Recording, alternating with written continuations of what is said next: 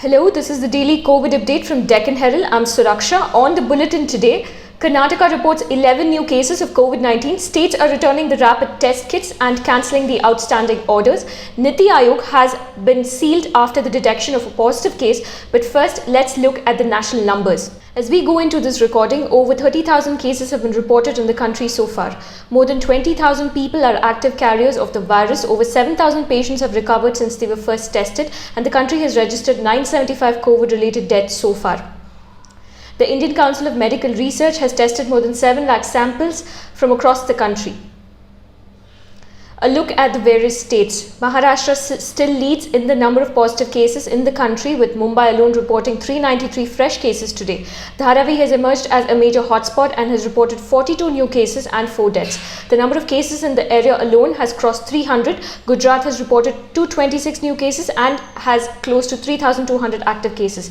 Delhi, Rajasthan and Madhya Pradesh are close behind. Karnataka recorded 11 new cases today and has 295 active COVID-19 cases. Of these, 7 are in the ICU. 207 people have recovered and have been discharged so far. There has been 1 death in the state today. Out of the 11 new cases, 6 are from Kalburgi, all contacts of P425. 3 are from Bagalkote and 1 each from Gadag and Bengaluru. The case from Bengaluru is from the containment area of Ward 135, Padarayanapura.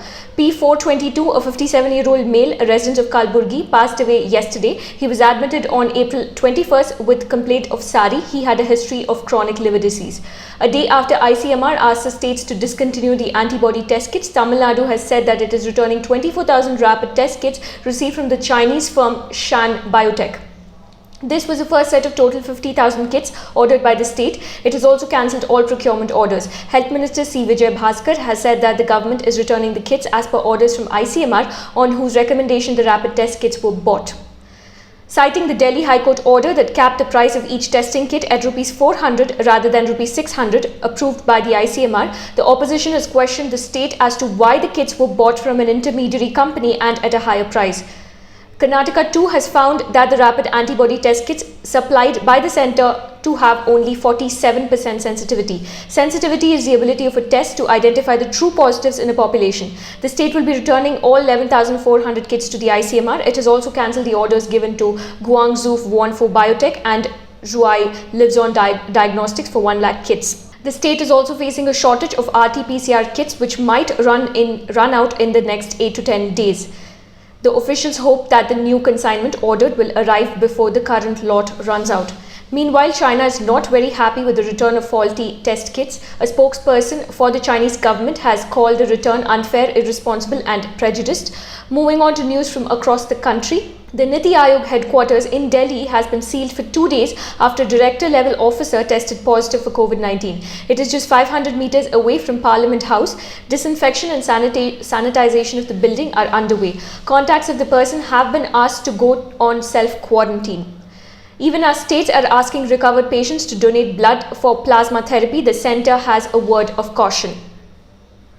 The centre has warned against indiscriminate use of convalescent plasma therapy to treat seriously ill COVID-19 patients. The states have been reminded to strictly follow ICMR guidelines on plasma therapy, and that all granted approvals have only been on an experimental basis. The Union Health Ministry has issued new guidelines for home isolation of those with very mild symptoms of coronavirus. According to a new set of guidelines issued on Monday, any patient who has been clinically assigned as a very mild case or pre-symptomatic case by the treating medical officer can opt for home isolation if they have the requisite self-isolation facility at their residence, so that the contact with other family members can be avoided.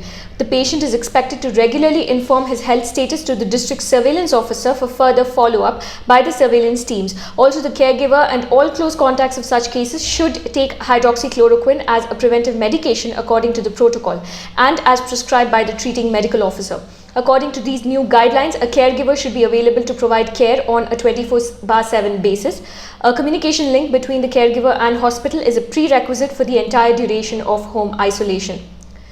The Supreme Court has asked the centre to consider the feasibility of temporarily adopting the One Nation, One Ration Card scheme so that the migrant workers and economically weaker sections can get subsidized food grain during the lockdown.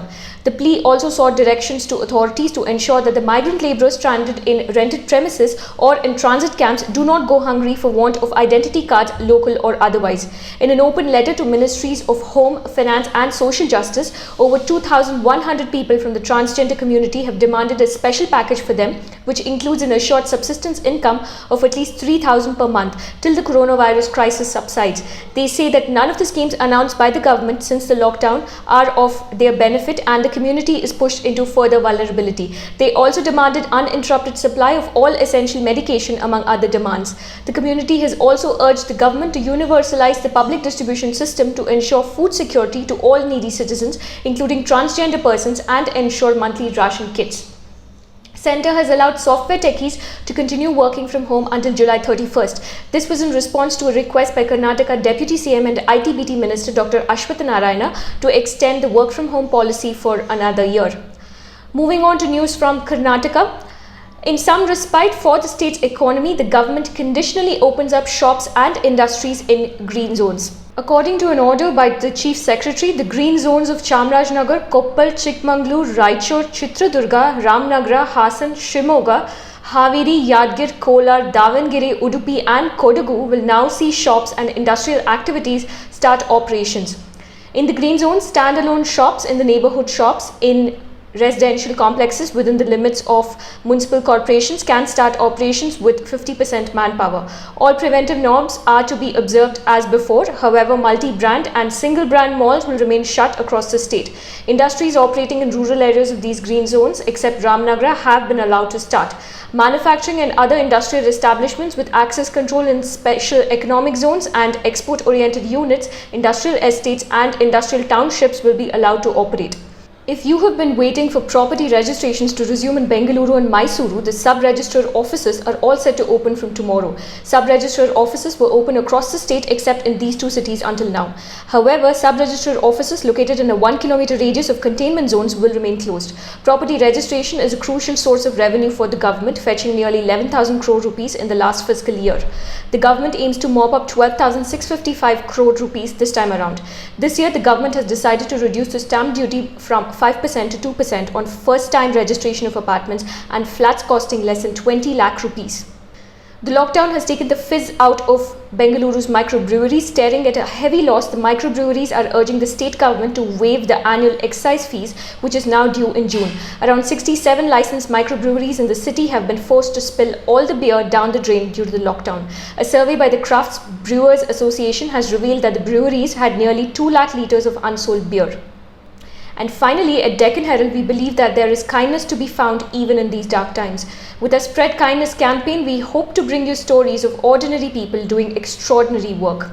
Bengaluru's Shubhajit Bhattacharya and Julie H. have dipped into their savings to help migrant workers stranded in the city during the lockdown. Shubhajit, a double amputee who lost both his arms in an accident more than 20 years ago, was moved by the plight of migrant workers. While they started the work with their own money, social media has helped amplify their reach, with friends donating towards their cause. So far, the couple has helped over 80 families over the past 2 weeks. If you wish to help them, reach out to the number on your screen.